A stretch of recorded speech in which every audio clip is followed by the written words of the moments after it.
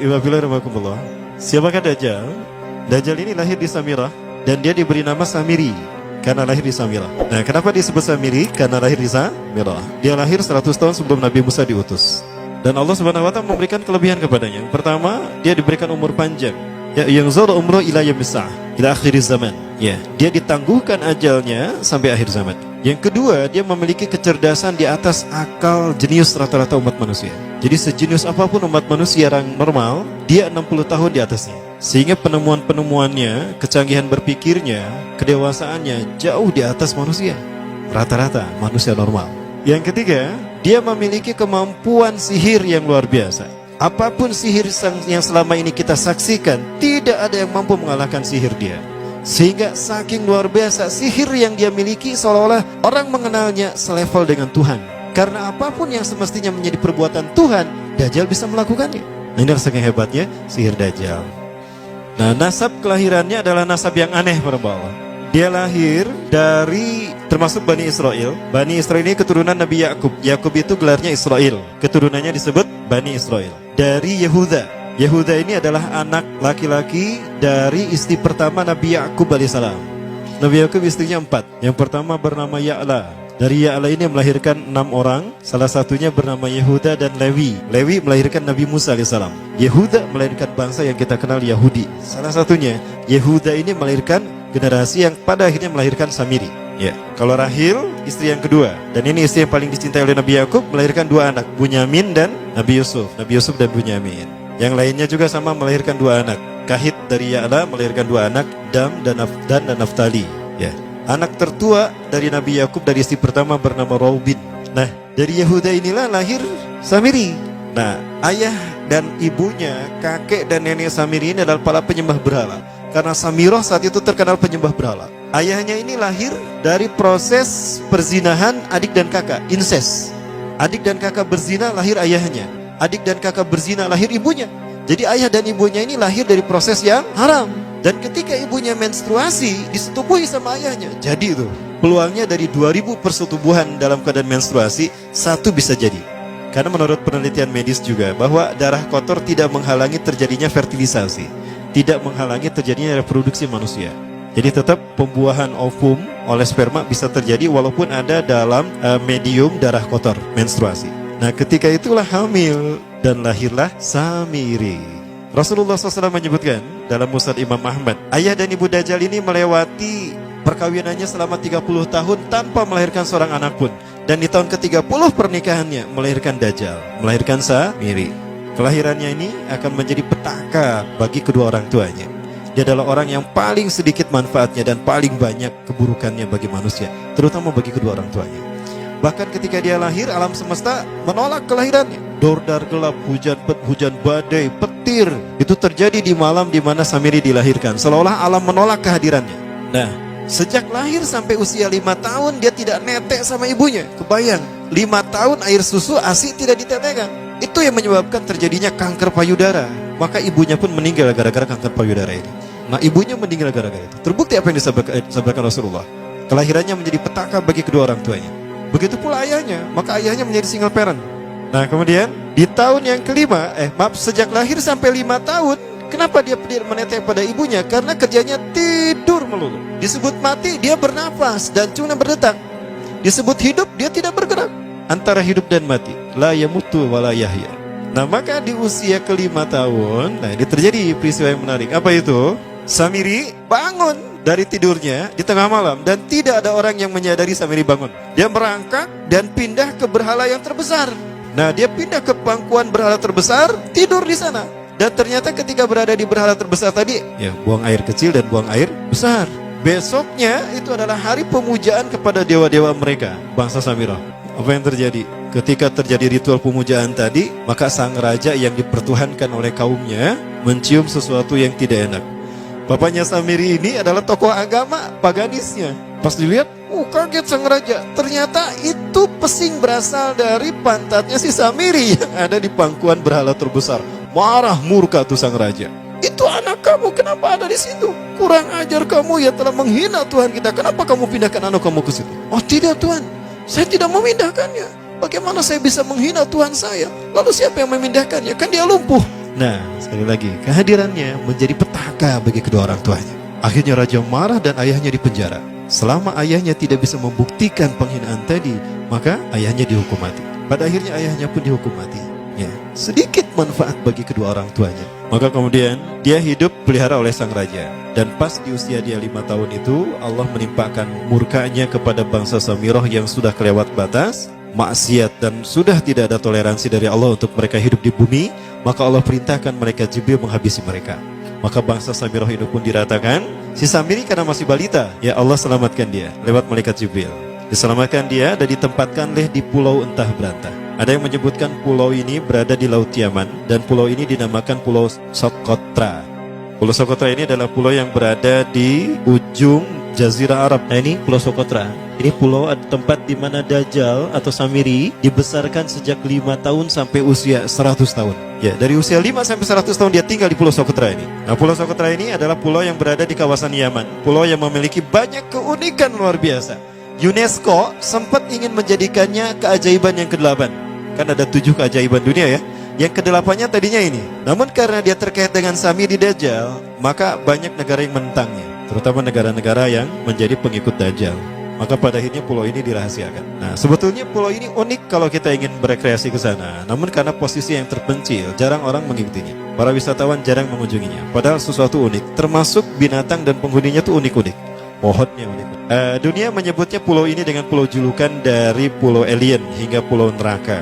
Ada juga yang menyebutkan The Jekyll Island. Pulau Jekyll Island itu bahasa barat, kalau bahasa kitanya Pulau Dajjal. Ya, sama dengan Pulau Sedir ya. Itu juga The Jekyll Island. Nah, Pulau Socotra kaya dengan flora dan fauna yang unik hingga saat ini belum ditemukan di tempat lain. Jadi tidak ada flora dan fauna yang ada di pulau ini yang ada di pulau lain di seluruh dunia. Hanya ada di pulau ini. Makanya di pulau inilah Allah ciptakan satu binatang yang unik juga, yang disebut dengan jasasa. Jasasa, binatang jasasa itu artinya mata-mata. Tajassa yatajassu tajassusan wa jasasatan, artinya pemata-mata, spy. Binatang ini bertumbuh besar, dhahmatun kabirah tughatti jismaha asy-sya'ar hatta la nastati an nafariqa ayna wajhu wa ayna dubru. Tubuhnya besar, dipenuhi dengan bulu, sehingga saking penuhnya bulu kita tidak bisa membedakan mana dubur, mana wajah. Yang menghadap itulah wajah. Baik, karena itu pulau ini pernah dilacalonkan sebagai salah satu dari 7 keajaiban dunia yang baru ya. Nah baik, ini contohnya nih, saya perlihatkan keajaiban dan keunikan. Ini adalah padang pasir di Pulau Socotra.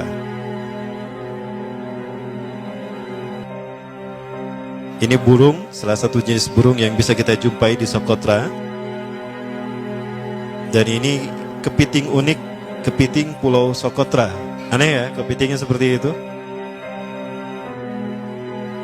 Ini laba-laba langka di Socotra, mirip tarantula. Dan ini pohon darah naga yang ada di Pulau Socotra juga. Nah, ini salah satu jenis pohon Dorstenia Socotra. Dan ini juga pohon yang lain, pohon Dendrosisaios Socotra. Ya, saya sebutkan lagi ya. Nah, ketika di pulau itu, sebelum bertemu dengan Nabi Musa, Samiri di pulau itu yang hanya tinggal dengan seekor binatang jasasa. Binatang jasasa ini memberikan beberapa hal kepada si Samiri ya. Allah Azza wa Jalla menciptakan binatang berbicara yang bernama jasasa. Dia di mana lahirnya, ajalnya, matinya sama dengan ajal Dajjal. Begitu pula muncul dan menghilangnya. Binatang inilah mengajarkan akidah tauhid kepada Samiri muda. Pelajaran ini kononnya ditulis oleh Jibril alaihissalam dalam bentuk panel-panel atau prasasti. Isi prasastinya panel 1 yang ditulis oleh malaikat Jibril, panel 1 itu berisi kalimat la ilaha illallah, tidak ada Tuhan selain Allah. Ini dijelaskan oleh binatang jasasa. Yang kedua, panel kedua berkata Allahu wahid la syarikalah. Allah Maha Esa, tidak ada sekutu bagi Allah. Itu dijelaskan juga oleh binatang jasasa ini. Nah, binatang jasasa ini sekali lagi dia bertubuh besar. Kategorinya adalah kelasnya itu mamalia, genusnya mamalia. Cuma saya tidak tahu nama spesiesnya apa. Pada tahun 2017, akhir dari bulan Agustus di Filipina ditemukan binatang seperti ini. Ciri-ciri binatang ini nyaris sempurna seperti ciri-ciri binatang jasasa yang disebutkan Rasulullah terkait dengan binatang yang memata-matai Dajjal. Tubuhnya penuh dengan bulu. Ini disebutkan dalam surat An-Naml ayat ke-82. Ya, binatang ini seperti ini dan dia tidak pernah jauh dari laut karena dia selalu ingin membasahi tubuhnya dan dia pun makan dari makanan ikan laut. Maka dia tidak pernah jauh dari pantai. Seperti ini. Nah, binatang inilah yang mengajarkan prasasti mengajarkan akidah tauhid kepada Samiri muda. Yang ketiga, engkau diurus oleh Jibril. Karena itu janganlah engkau mengkhianati janjimu dengan Allah. Hanya engkau saja di pulau ini. Panel yang kelima, makanlah dan nikmatilah makanan minuman yang menjadi rizki dari Allah sesuai kehendakmu. Tidurlah sesukamu, tapi sembahlah Allah dalam berbagai keadaanmu dengan tasbih keesaan Allah kepadanya, yaitu dengan melaksanakan solat yang diwajibkan kepadamu. Allah lah sang raja, Allah yang Maha Esa. Dia tidak berayah dan tidak pula mempunyai anak. Allah Tuhan Tuhan yang maha besar dan maha agung. Dialah yang maha raja. Ada 7 panel. Panel yang ke-7 bercerita tentang Nabi Muhammad. Panel yang ke-6 itu bercerita tentang nabi-nabi. Dan khusus panel yang ke-7 cerita tentang Nabi Muhammad. Jadi Dajjal sudah tahu, Samiri sudah tahu bahwa akan diutus Nabi Muhammad di akhir zaman. Dan itu Nabi yang terbaik. Makanya dia iri. Nah, selesai panel ini disampaikan, maka binatang sejasasa berkata, wahai Samiri, saksikanlah aku telah menunaikan innani qad fa'altu ma umirtu min rabbi. Demi Allah, saksikan aku sudah menunaikan apa yang diperintahkan padaku, kata binatang jasasa. Maka sekarang adalah perintah terakhir, yaitu pertanyaan dariku untukmu. Hal tu'minu billah, apakah kau beriman pada Allah? Wa bima unzila ilaih, dan dari apa yang diturunkan kepada nabi-nabinya, kepada Jibril maksudnya. Famadal jawab ya Samiri, apa jawabanmu hai Samiri? Samiri tidak menjawabnya. Lama ditunggu-tunggu, Samiri tidak menjawabnya. Sehingga binatang ini pun pergi dengan menjerit dengan jeritan yang membuat Samiri ini pekak telinganya. 2 kali lagi datang lagi kembali kepada Samiri dan berkata binatang jasasa, ya Samiri, famadal jawab? Hal tu'minu billah, in tu'minu billah fatakunu mu'minan a'jaba imanika ila yaumil qiyamah. Jika kau beriman kepada Allah, maka sungguh kau akan menjadi mukmin yang menakjubkan imannya. Inna ajalaka ukhirat ila akhir zaman. Sesungguhnya ajalmu ditangguhkan sampai akhir zaman. Jika kau beriman pada Allah, engkau akan menjadi mukmin yang menakjubkan. Fa in lam tu'min billah, tapi jika engkau tidak beriman kepada Allah, wa bima unzila ilaih, dan apapun yang diturunkan pada Jibril, innaka minal mal'unina ila yaumil qiyamah, dan kau terkutuk sampai hari kiamat nanti. Tidak juga dijawab. Pergi lagi binatang jasasa tadi sambil memekikkan suara yang pekikan yang keras. Yang ketiga kali yang terakhir dia bertanya kembali. Dan apa jawaban Samiri? Hei jasasa binatang buruk rupa, lihat di pulau ini tidak ada siapapun kecuali engkau dan aku. Dan yakinilah kalau panel ini bukan tentang Allah yang di langit sana, tapi yang disebut Allah itu saya. Hei jasasa, akulah Allah itu. Oh, dia menjerit dengan jeritan yang makin keras. Sampai si Samiri pun menutup kedua telinganya. Sejak saat itulah binatang itu pergi dan berkata, innaka dajjal, innaka dajjal, innaka dajjal. Engkau adalah pendusta, engkau adalah pendusta, pendusta sampai hilang suaranya. Di saat itulah Samiri mendapatkan gelar Dajjal. Jadi siapa nama asli Dajjal? Samiri. Dajjal artinya Al-Kazab, pendusta, bukan singkatan katanya. Baik, nah sejak saat itulah Samiri keluar dari pulau itu dan dia sudah menyandang gelar Dajjal, pendusta, karena dia mengaku Tuhan. Baik, Iwabillah, jangan salah, Dajjal kecerdasan yang mampu melakukan cloning dan mampu melakukan berbagai macam riset dan eksperimen. Hatta eksperimen yang mengilhami film Hook itu Dajjal bisa melakukan. Bahkan ketika orang membayangkan kendaraan tercanggih itu pesawat terbang, Dajjal sudah mampu membuat piring terbang dengan kecerdasannya. Ya. Rasulullah menyebutkan kendaraan Dajjal itu dia bisa terbang, kata Rasulullah. Dan kecepatan terbangnya 5 km per sekon. 1 detik 5 km. Hanya dengan berkedip-kedip dia berkeliling dunia. Ya.